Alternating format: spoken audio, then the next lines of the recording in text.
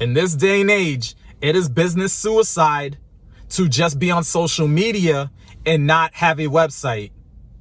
A suicide, it's a suicide. Yeah, it's a business suicide. Real talk. It is better to have your content on your own platform. Now, for those of you out there who are just on social media with no website, if your social media gets banned, your content goes with it. So when your social media account gets banned, that means your content is banned. Think about it. You don't own social media. You don't own it. Yeah, you're allowed to have a profile on there for free. You're allowed to have a social media profile. Yeah, and it's free, but it's really not yours. Once you sign up with these social media platforms, everything that you put on there is theirs. Everything that you put on there becomes their property. So if they delete your account, if they ban your account, all of that goes.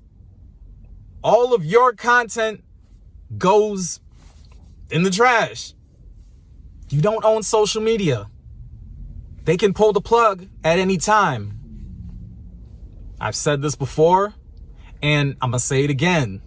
Social media censorship, we could argue any type of censorship, but social media censorship is the beginning of an Orwellian nightmare. For those of you out there who have read 1984 by George Orwell, good book, by the way, but if you've read that book, you know what Orwellian means. But for the ones who haven't read that book, for the ones who are uninitiated, I'm going to explain what Orwellian means. The term Orwellian is associated with the literary works of George Orwell.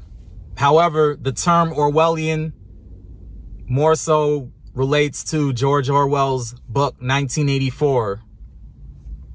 1984 was a book that he wrote a few years before he died in 1950. The book prophesizes about a future where the state assumes the position of a totalitarian entity. The state takes on a totalitarian position by exerting absolute power and control over its citizens. They exert absolute power and control through authoritarian projects. These authoritarian projects were thought crime. In other words, information surveillance, newspeak. In other words, language manipulations and regulations, and doublethink. In other words, replacing real evidence with false reality and false propaganda. These all represent some of the ways that the state can manipulate language through the use of technology to control its citizens. Orwellian is also a term that refers to authoritarian. Basically, those two words are closely aligned. They're synonyms. So anything that seeks to limit freedom of speech via censorship becomes Orwellian. Now, what's crazy is the concepts and ideas in 1984 have found their way into the real world. They have found their way into the present day social and political spectrum. As we all know, Big Brother is always watching. You can't go anywhere without being watched or without being under surveillance of some kind. We are always being watched. And the attacks on freedom of speech are coming from different directions. I'm not going to get into all of that, but the truth is the attacks on freedom of speech are coming in different directions all day, every day. one of those attacks has been coming through social media censorship. As we all know, the First Amendment is supposed to guarantee our right to freedom of speech. Now, in regards to social media, yeah, somebody could tell me that they're allowed to censor whoever they want to censor. They're allowed to ban whoever they want to ban. They're allowed to silence whoever they want to silence. All true. Those are things I can't argue against because, yeah, it's their company. And since it's their company, they can do what they want. If they want to take certain people off their platform, they're more entitled to do so. Because once again, it is their company. I think the issue comes in because of the fact that when you look at social media, and I'm not going to get into any hard numbers right now. You have Google, you could look into the numbers. But when you look into the numbers, it's pretty clear that we're talking continent size numbers. Not city, not state, not country, continent. You take the number of people from one of the largest continents out there and put them all on social media, and that's what those numbers are. That's how many people is on social media. So with that being said, when you're in a position to police people's speech, you're wielding a lot of power. You're wielding a lot of power. You get to decide, as the person or persons in power, you are in a position to control the narrative. You are in the position to decide who has good ideas and who has bad ideas. You're in a position of mind control of some sort. Social media is still media, and media is mind control. So social media is in the game of mind control.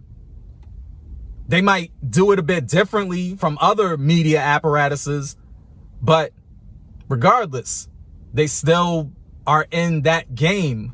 Now, we all know that there's a certain narrative out there. I'm not going to get into that, not on this video anyway, but there's a certain narrative out there, and if you speak out against said narrative, even if you bring facts, you could come with all the factual information. You could bring as much factual information to the table as you want. However, social media platform can decide, well, this goes against the narrative. We don't care about those facts. We're going to post fact checkers, and we're going to shoot down whatever you're saying, because what you're saying is going against the narrative that we have going right now. Powerful forces trying to dictate to people what the facts are according to them. They're not interested in real facts. They just want you to believe what they tell you, or they want you to believe whatever other powerful corporations tell you, what other mainstream media apparatuses tell you, what other powerful entities tell you. And if you don't willingly believe in it, if you don't go along with the program, if you come out here with facts that goes against whatever the program is, you got to go. That's pretty much what's going on right now. There has been an ongoing and persistent effort to silence speech that goes against certain interests and certain ideology. Now, certain social media platforms, I'm not going to get into the names. Y'all know who y'all are. You are engaging in this kind of conduct. You are engaging in silencing speech that goes against certain interests and ideology. I'm going to just say it like that. Now, somebody can ask me, what is the solution to this problem? Well, there's a saying, when there is a will, there is a way. And this goes back to my original point of having your own platform, not being dependent upon social media. There's nothing wrong with having social media accounts, obviously. We all have it. I have it. We all have them. I have them. That's cool. It's something to have in the utility belt. Just look at it like that. If you're Batman or whoever else you want to be, but you have a utility belt, social media is just a weapon in that utility belt. Social media is not supposed to be the be all end all, especially if you're a business, especially if you have a business, especially if you're building a brand. If you are building a brand and a business, you should not just have social media. You should not just have social media accounts. You should not just be promoting your products and or services on social media. The average person who's not self-employed, who doesn't own a business, yeah, that's fine for them to just have social media. But for those out there who are in business, for those out there who do have a brand, for those out there who are building a brand and a business, you can't just be on social media. And you all been hearing me say, have your own platform, have your own platform, have your own platform. Well, when I say platform, I'm talking about your own website. Straight like that. Have your own website. Get a website. It's really that simple. Especially in today's day and age. Because let's say that, okay, you might not be able to afford getting a website done, a professional website done. Well, there are a lot of tools out there. Now, I hate to sell myself short because I'm a professional web designer. I build websites. But the fact is, there are tools out there for people who do not know how to build a website. There are DIY methods. DIY meaning do-it-yourself methods, step by step, that will show you how to put together a website in a relatively short amount of time. It might not be the most professional, but hey, you have something. You have something. And the fact is, unfortunately, there's a lot of templates, a lot of cookie cutter methods out there that the average Joe Schmo out there can just pull from one source or another and put together their own thing. Those things are out there. It's not just for websites, it's for really anything in the creative realm.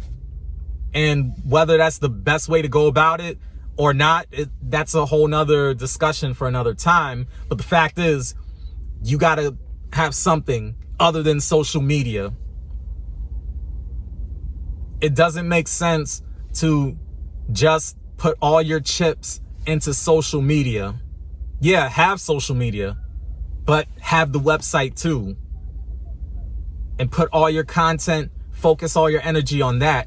And you use social media to promote your website and get those people from your social media onto the website. Straight like that. The point is, get your own stage. Get your own platform. Get your own website. That's it. You want to talk about social media censorship? You want to solve that problem? That's how you do it. Get a website.